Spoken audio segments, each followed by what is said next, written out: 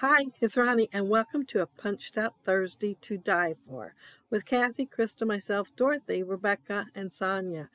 And today I'm not going to do a layout. I am going to make a card, but I am going to make Spongebob to go on the card. I have made him before, but the one I made him on the video, I zoomed in a little bit too far.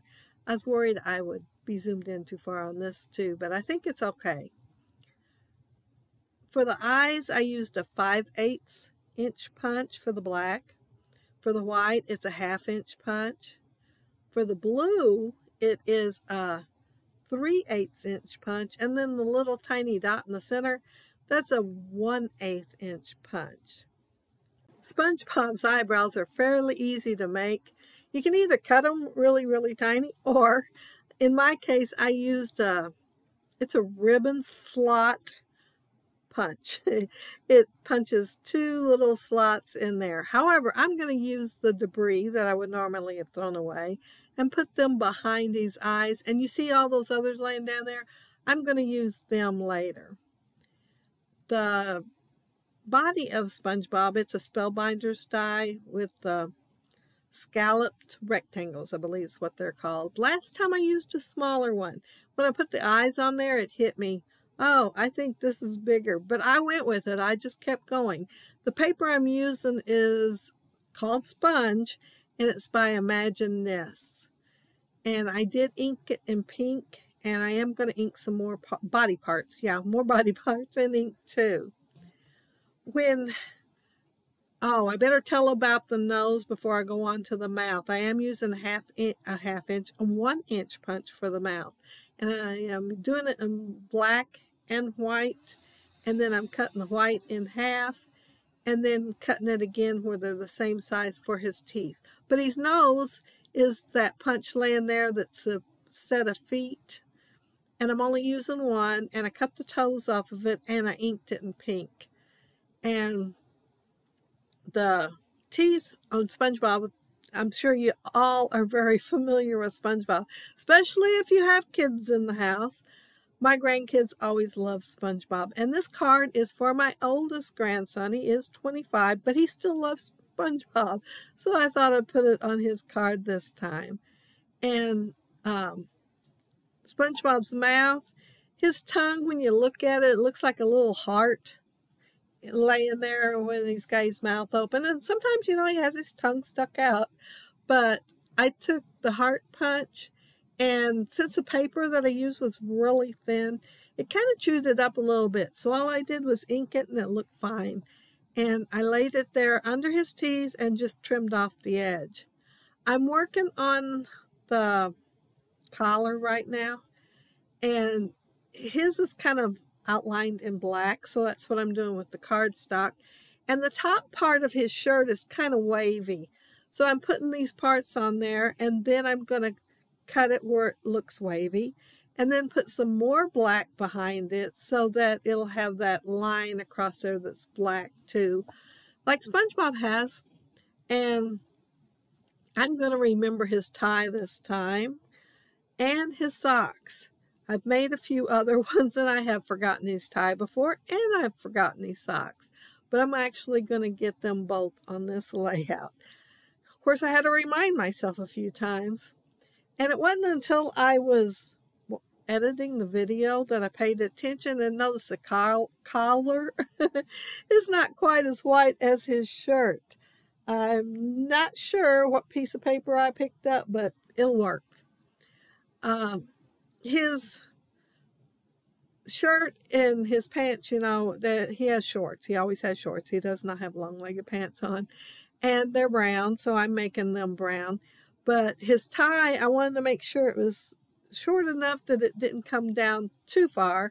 It's going to hang over the pants a tiny bit, but I didn't want him to do it too much. And I just free-handed the tie. But I did use the 1/8 punch again for the top part, the knot on the tie, and put it on there. I am showing here where I punched out 2 of the hearts. Those are the primitive hearts. And I'm going to use the negative part that you would normally throw away for his arms. And I'm just going to go around the heart and just put them right behind him, because sometimes I've seen him put his arms behind him and just stand there, you know, and everything. So that's what I'm going to do. Then I don't have to worry about how to make the hands. But they're skinny. His legs are skinny. I think I end up making his legs fatter this time than any of the other times that I made him before. But they're still going to look skinny compared to his shorts. And the arms, they're way up there by his eyes. They're not down there by his shirt. His shirt is below his arms, but his arms has the sleeves on them. So mine will too. I almost forgot them, so my glue was kind of getting on the dried outside by the time I stuck them in there. But I am putting the 2 little shirt sleeves on there too. And I decided I'd go back to working on my breeches here. And they're just a rectangle, and then 2 little more rectangles to come down for his shorts. So I did have a kind of a big piece of chocolate brown there, but yeah, I cut it down to fit. And I'm just putting glue on there and laying them on there. And then I'm going to do the legs, and then I'm going to do the socks. They're all straight pieces. And since they're straight pieces, they're pretty easy to work with. I think the leg itself was a 1/4 inch wide. And then I just made the socks a little wider and the leggings on the breeches a little wider than that.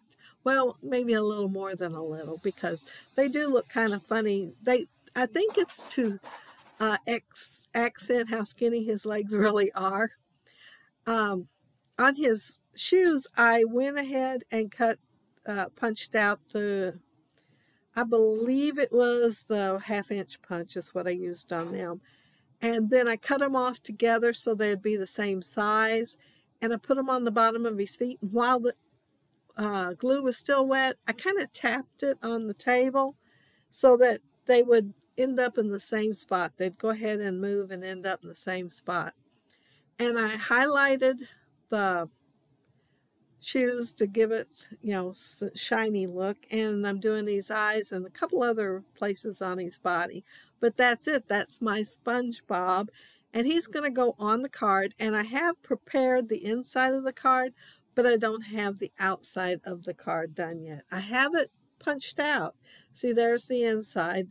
And the inside does say big paper hugs and big birthday wishes. Generally, I put that on the outside, but since I was putting the scene with SpongeBob, there was no room for all that on the outside. I used white paper and inked it in the broken china, and then I'm splattering water on there because I want this to look like Under the Sea, and taking a paper towel and pulling the water up so it'll be evaporating, you know, be all dried out. I remember when at one time we used bleach for the same thing. I'd much rather use water than bleach. I took my fishnet dye and I'm putting it down first, but I'm going to end up putting something behind it, so I probably shouldn't have put it down first. The paper I used for the sand was Authentique, and it was like a mermaid collection they had a few years ago, and it looks like sand with the waves of sand.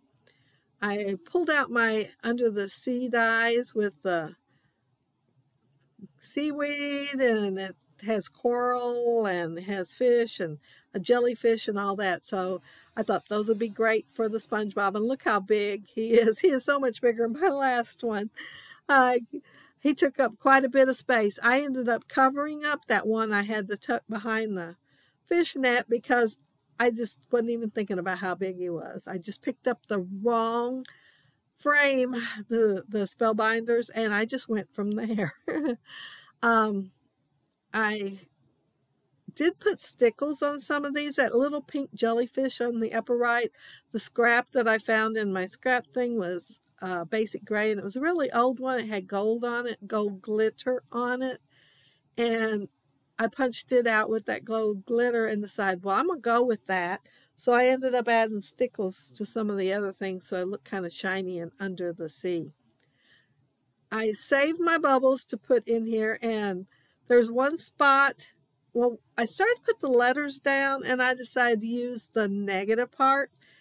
And I would have put them on there straighter if I'd been thinking ahead of time.